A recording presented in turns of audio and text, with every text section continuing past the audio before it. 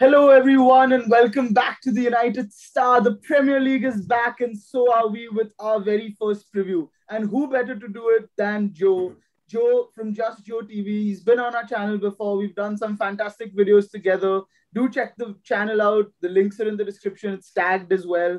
And he is, of course, a Leeds fan. So we don't talk apart from these games, of course. But Joe, welcome to the channel. Manchester United versus Leeds. Could there be a better first game? Not for me personally. Absolutely. I cannot wait. When I found out it was going to be Manchester United on the opening day, because it's got a different vibe. I know we've already met in the Premier League last season, but it's got a different vibe because fans are all back in the ground. You're going to have 3,000, travelling Leeds United fans, and you're also going to have the Manchester United fans in the ground as well. I know it's a bit like a library there, but, at least the Leeds fans can bring the noise I up. hope all the seats are intact after the Leeds fans leave. But no, honestly, I can't wait. What a game to get us started. And I'm quietly confident, mate. Quietly confident. Yeah, I mean, I'm sure you're quietly confident because apparently you can't buy a win in preseason anyway. This is true. But notoriously, Leeds United under Bielsa don't do well in preseason. It's more about getting minutes, getting the fitness up, trying different players in different positions. Honestly, preseason under Bielsa has never gone well. Look, I think it's also been added to it the fact that we've been playing better opposition this time around, i.e. Ajax, Real Betis, Villarreal. I mean, who can forget who Villarreal beat in the Europa League final, no less. So, we know they're a good side. So, and we drew with them. But what I'm saying is the level of opposition has increased. So naturally, when we're getting beat by good sides, not like teams in the Championship like QPR and stuff, So it's all good. You've got a couple of blows in there. No worries. When Jadon Sancho is running rings around you, we'll talk then.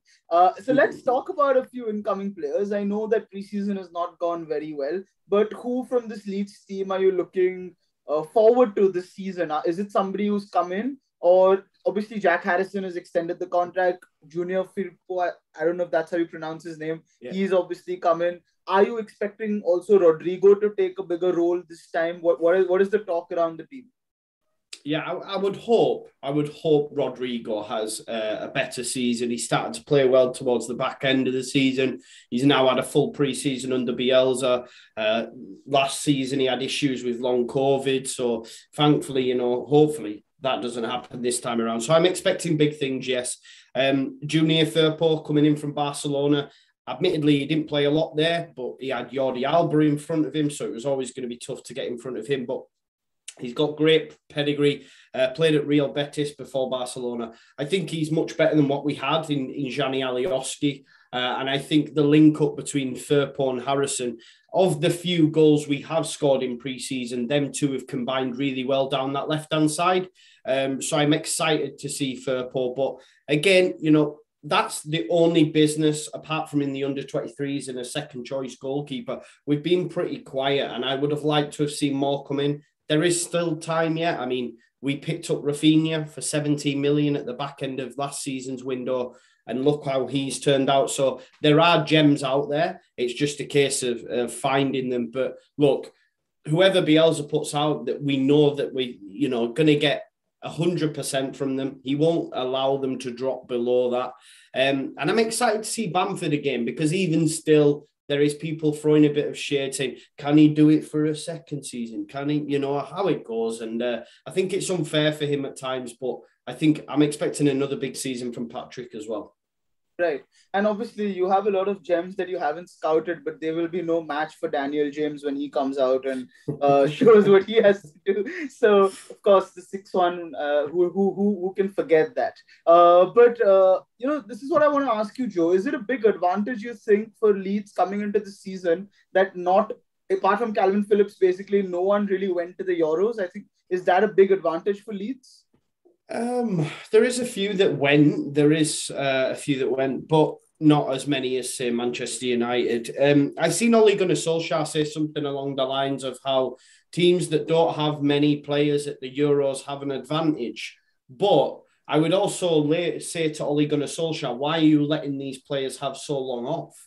Because Calvin Phillips came back 10 days ago and he'll be ready and raring to go. Whereas maybe Ole Gunnar Solskjaer is letting these players come back later and therefore they're not fit and ready for the start of the season. That's not on the Euros. That's on you as a coach telling them when and where they can come back, I guess. Because Calvin's been in the door for a while now. And he played in the final, and played, one of the most minutes in the tournament for England. So I think that's more on Ollie. It annoyed me a little bit, when he was mentioning about all these teams that don't have many players have bigger advantage. I mean, let's not forget, Ollie spent a lot of money. He's 117 million or something this summer on two fantastic players. So, we could easily turn around and say, well, you have the advantage in that respect. But look, in an ideal scenario, I get some Leeds fans would prefer Leeds players not to play international football because it's like club over country and all that sort of stuff, and I get that. But for me, I want to see the Leeds players doing well in their international teams in European competitions, World Cups, etc. So it is what it is. Maybe it is an advantage that we don't have that many, but I personally would prefer to see the full 11 playing for international sides because it means we've got a great side. So it's by the by for me. These are professional athletes. They should be fit whatever the weather. I think also a little bit to do with why United players are coming in late is because obviously we played a lot more games than Leeds. You actually do have to get to a final to lose it, which of course we did lose to Villarreal, but they played a lot more minutes compared to Leeds. And I think especially the likes of Edinson Cavani, I don't think he's yet back in the country yet. I think with his age and considering he went to the Copa America as well, I think it's wise to not rush him into it and then have him injured. But obviously, someone like Cavani, yes. But when he's talking about Jadon Sancho, etc., then I don't agree. Mm-hmm. Yeah, I guess so. I think that is going to be one of the big factors when Manchester United does take on Leeds because, yes, Rafael Varane has come in, but he's yet not been announced. I think he will be announced by the time this video goes out. We've obviously got Jadon Sancho, who just came into training on Monday, so I don't know if he's going to start. Of course, Eric Bailly is unavailable because he went to the Olympics. Amad Diallo is not available because he was there as well. We've obviously got Maguire and Lindelof who will probably start again. Luke Shaw is carrying some sort of rib injury, which we don't sort of really know. He can play, but he's yet got it. So I don't understand what the situation there is. Wan-Bissaka, of course, should be fresh and raring to go. Rashford is out for 2 months anyway with the shoulder surgery. And of course, we wish him well and hopefully he'll recover soon. So I really think that this is Leeds' only opportunity to actually beat Manchester United. Only opportunity.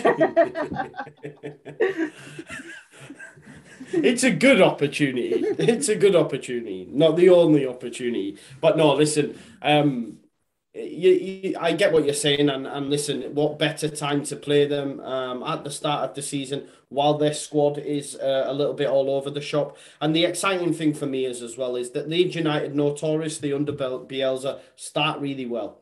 First season we won again 3-0. Second season we won 3-1. Third season, of course, we lost to Liverpool, but it was 4-3. It was end to end. Leeds played a great game, and I think you're going to see more of that against Manchester United because we do come flying out of the blocks because of the way Bielsa's fitness regime and what's required of them during pre-season. They're going to be at a level that I don't think Manchester United will be at yet, personally. There's a little part of me, and I was saying this to my friends the other night.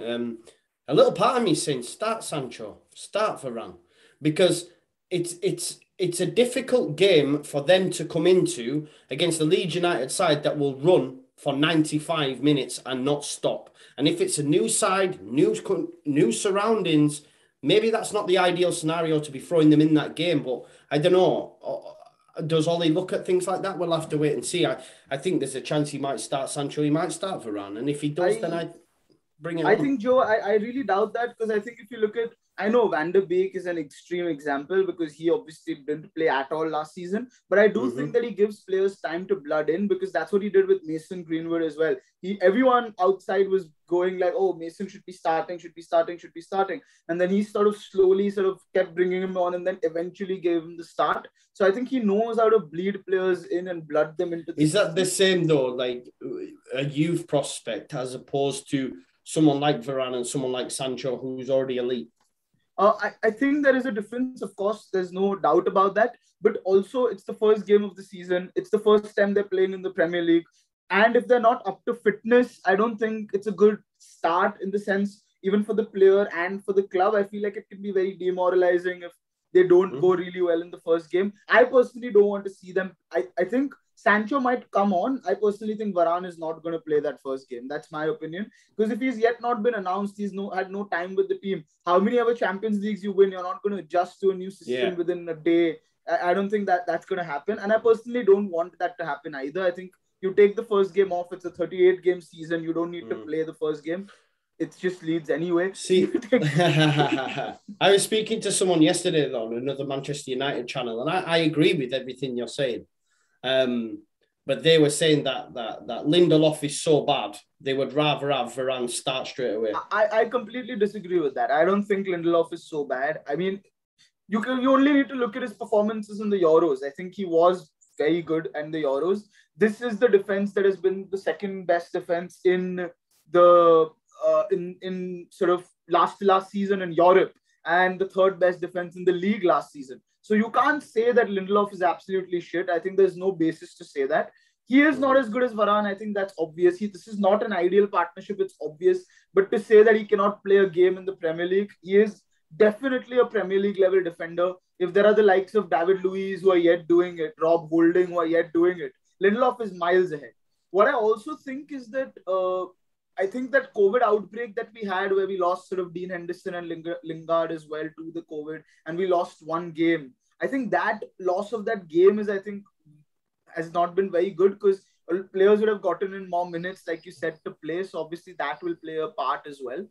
But I personally don't want to see Sancho start. I think he will come on at about 65, 70 minutes whenever Oli does decide to make a substitution. Maybe at the 90th minute, who knows. But I don't see them starting. Having said that, what I see the 11 will be is De Gea in goal, Maguire, Lindelof, Wan-Bissaka, Shaw. Unfortunately, I think Fred and McTominay, I know he wants to play a 4-3-3, so I'm hoping it's Fred. I think Fred, McTominay and Bruno might just play this game with Martial as the striker, because I think that's what Oli has said he's going to get. He's going to get the first 3 games at least as striker. And then Greenwood and Dan James, of course, playing on the right and the left. This is what I see. How do you think Leeds are going to line up? There's a few issues. I think Diego Llorente looks like he's going to be out for a few weeks. So we'll probably see Robin Koch and Liam Cooper at centre back, Luke Ayling right back. There's question marks over Junior Firpo, because Firpo missed the last 2 pre-season games. So we might see Stuart Dallas in there. Calvin obviously just in front, ready to pocket Bruno Fernandes. A midfield 2 then of Click and Rodrigo. Rafinha on the right, Harrison on the left, and then Bamford up top. Yeah, so you think Rodrigo and Bamford both will play? Yeah, so Rodrigo just behind in midfield. Yeah, I think he will play like in the midfield. That's where he has played them. So the only issue we have obviously is sometimes his pressing and his defensive capabilities are not great. So hopefully we see improvements on that this season, because who can forget that 6-2 where he didn't do his job. Bruno pulled players out of position and McTominay turned into Paul Scholes and just straight through the middle like there was no one there. So yeah, Joe, that's actually what I was going to ask you. After Phillips pockets Bruno, who's going to pocket James and Scott McTominay? Because y'all don't seem to know how to deal with them. I think we'll deal with them too. Don't worry about that. So, Joe, what we saw was a 6-2 and then we saw a 0-0. Are we going to expect a much more normal game somewhere in the middle, or is it going to be one of the 2 extremes? I think there will be goals, and I do. Look, I think just because I'm unsure, right? Because like I've said, Bielsa starts the season normally with Leeds United at a different level, at a pace that's just crazy, because they're at peak fitness levels.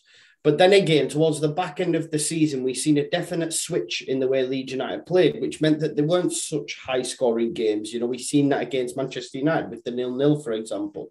So I'm in my head, do I think we go all out like we have done in previous seasons, or has Bielsa decided, you know what, let's be a little bit more pragmatic. I wouldn't call it pragmatic football, but you know what I mean.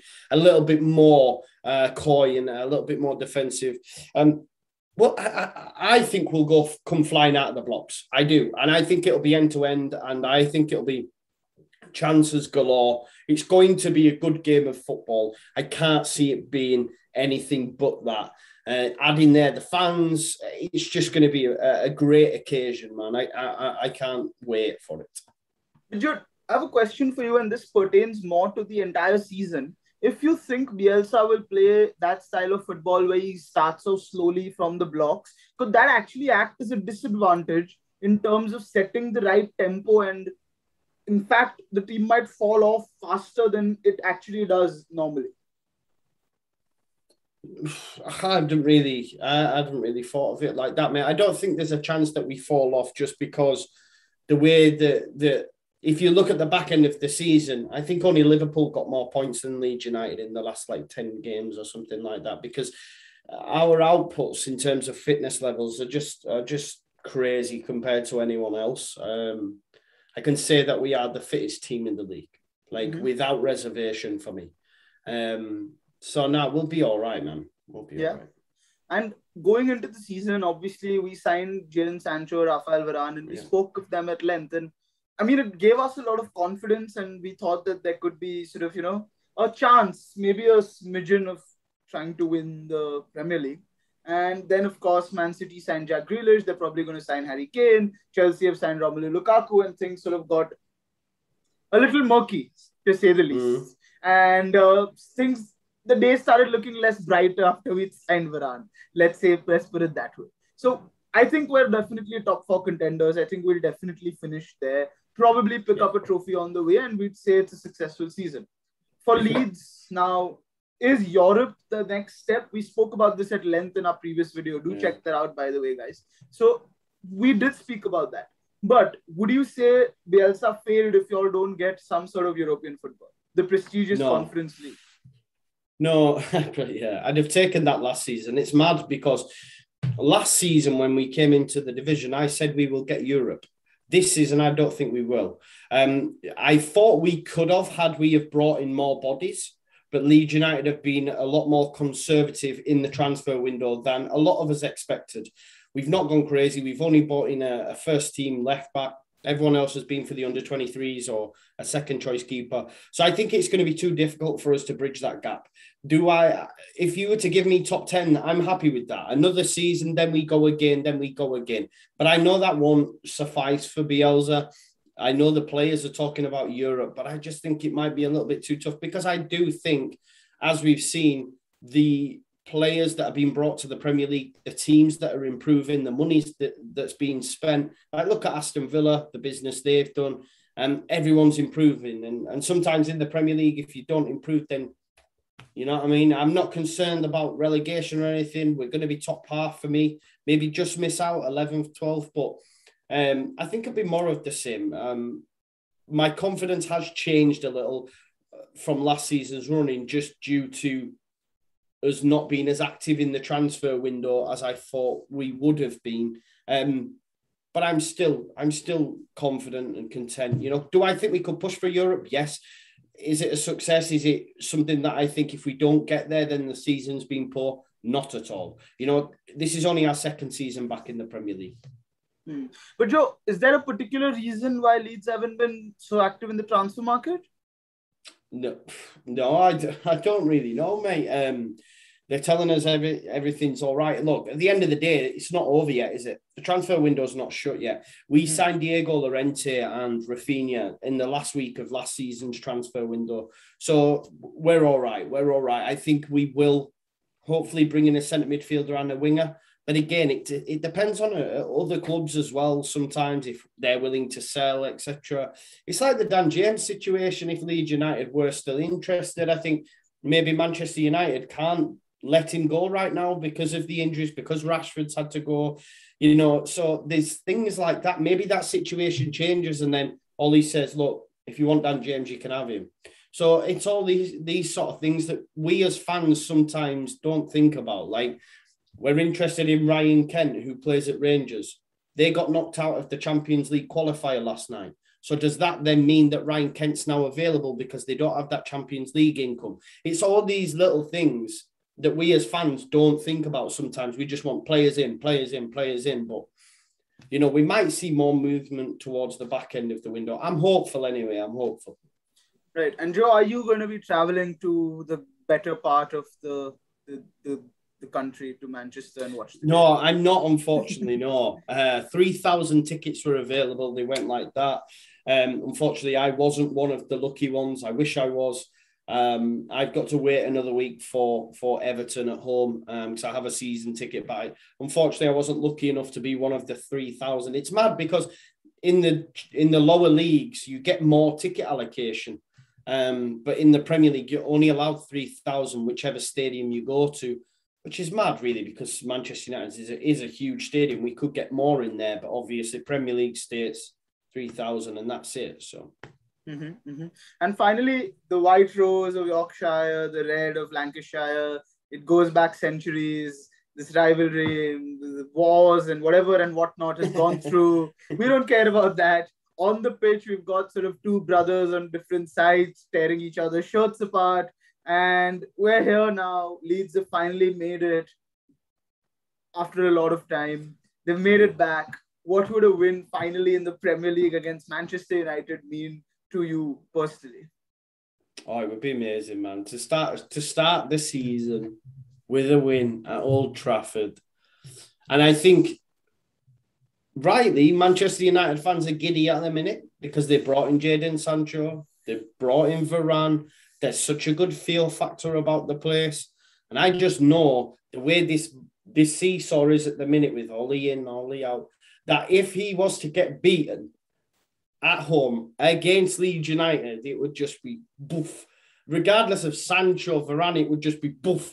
And everyone would be like, nah, we can't do it. Oh, because like you said it yourself, oh, there's a chance we could challenge. You never know. And then in one game against the old rivals Leeds United, you could go up in smoke. And I just hope, because look, would I take a point?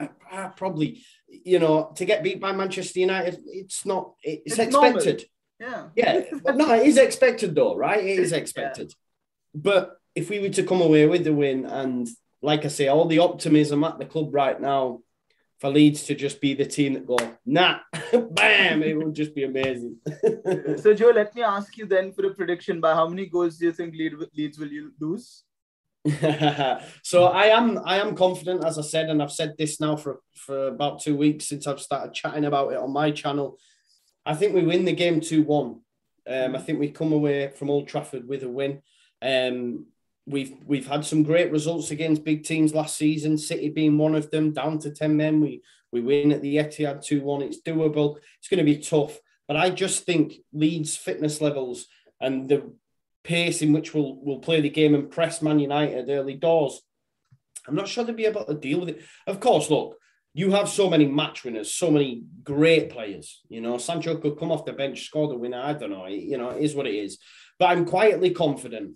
So I'm going to go for 2-1 Leeds United. Can you imagine which way the seesaw will go if Sancho scores a last-minute winner?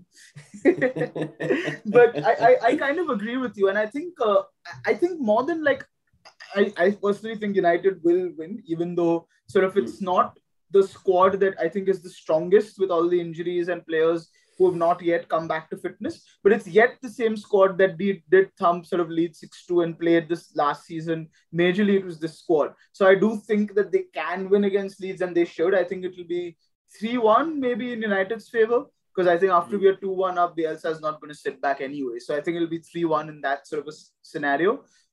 What I do think is that obviously Leeds could make it 2-1. I think that would be fine. I think what you're talking about, the seesaw kind of thing, I think that will be the manner of the result. If we go out there and lose, like let's say 4-1 or 5-1 to Leeds, that will be disaster. But I don't think that's going to happen. And I personally do not think that will happen. If we do end up losing 2-1 and Leeds nick that in the end, I don't think the sort of optimism will fall, because we'll have things to fall back on and say that, you know, these players aren't here, and once they're back, we'll be fine.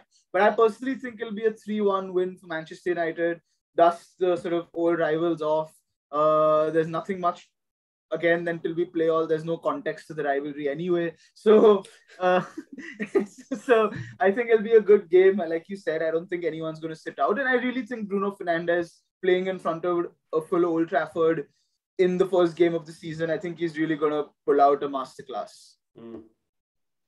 He has the potential to, didn't he? I mean, he probably needs to, because his Euros was terrible, absolutely terrible. So he needs to do something. Listen, as I said before, you have some fantastic players. I'm not going to dispute that fact. You have match winners. Am I glad certain individuals aren't back? Yes, of course. I'd like to see, Shaw's a great player. If Martial's playing up top, let him play up top. Doesn't really faze me. Dan James, etc. But that's, I think we'll be all right, man. It is what it is. Yeah, hopefully we can win the game, bro. Yeah. So like I said, two old rivals, Leeds United, Manchester United, the white takes on the red. Let's see what happens. Fans are back in the stadium. Of course, they were back last season as well. But for them to be back when the season begins, there's a different kind of excitement, a different kind of buzz around it. We're absolutely looking forward to it. I know Joe is. Do check out his channel. Some great content there. Thank you again, Joe, for coming on. Subscribe to the United Star. The Manchester United is back. The Premier League is back. We're going to bring you loads of content. Watch out for that. Thank you for watching.